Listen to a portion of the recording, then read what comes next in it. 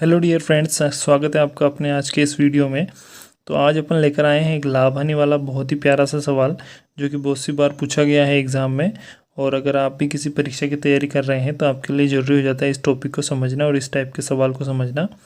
सवाल हमारे पास है कि एक वस्तु को 1620 रुपये में बेचने पर 8% का लाभ होता है।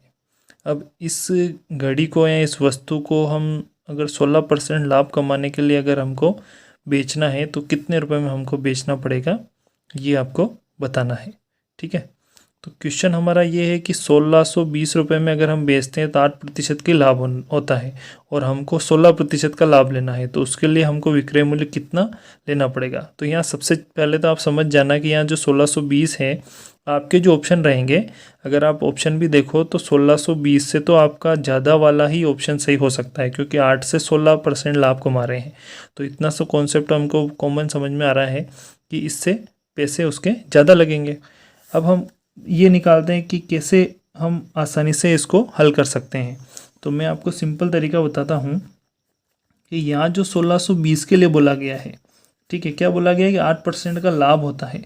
तो किसी भी चीज़ का जो कुल मूल्य होता है वो हम क्या मान के चलते हैं, 100% मान के चलते हैं कि ये उसकी कीमत है। अब यहाँ पर 8% का लाभ हुआ है, तो हम समझ सकते हैं कि मतलब हमको फ़ायदा हुआ है, यानी कि 8 और प्लस में जाएंगे तो ये दोनों जुड़ के कितने बन जाएंगे, 108 बन जाएंगे। यानी कि 1620 जो है वो क्या है, 108% के बराबर है। ठीक है, तो ये तो 1620 के लिए बोला गया था, ये कॉन्सेप्ट हो गया। अब सवाल ने आगे क्या बोला है कि हमको 16% का लाभ इस पर लेना है। तो 16% का लाभ लेना है तो हमको 100 से आगे जाना पड़ेगा 16%, यानी कि 116 हमको कमाना है इस पर। तो इंटू में क्या कर देंगे, हम 116 कर देंगे।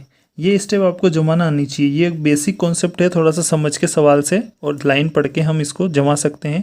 और अगर ये हमारा सही स्टेप जम जाता है तो बिल्कुल किसी सूत्र की ज़रूरत नहीं है, कुछ भी XY लेने की आपको ज़रूरत नहीं है, डायरेक्ट आपका 2 स्टेप में आंसर सही हो सकता है। अब इसको हम हल कर लेते हैं।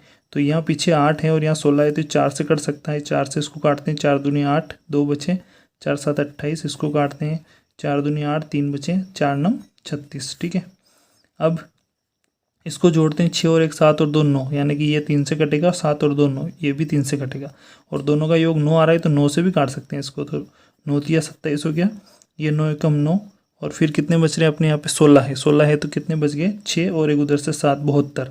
तो 9 8 72 और ये 0 ऐसी कैसी। ठीक है, फिर 3 से 180 को काट सकते हैं अपन, तो 3 छंग 12 और 0 ऐसे।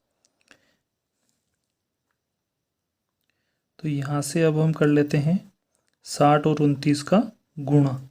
तो ये 0 ऐसे कैसे आ जाएगा, 6 नम 54, इसके 4 आ जाएंगे, 5 बच रहे हैं, 6 दूनी 12, 12 और 5 17। ठीक है, तो ये 1740 रुपये में मतलब हमको उसको बेचना पड़ेगा, तब हमको 16% का लाभ इस पर मिलेगा। तो इस तरीके से थोड़ा सा कॉन्सेप्ट समझ के हम आसानी से सवाल को कर सकते हैं। अगर आप चैनल पर नए आए हैं तो चैनल को ज़रूर सब्सक्राइब कीजिए, लाइक कीजिए, दोस्तों के साथ शेयर कीजिए। बहुत ही अच्छे अच्छे तरीके से आपको सवाल सिखाए जाएंगे इस चैनल पर।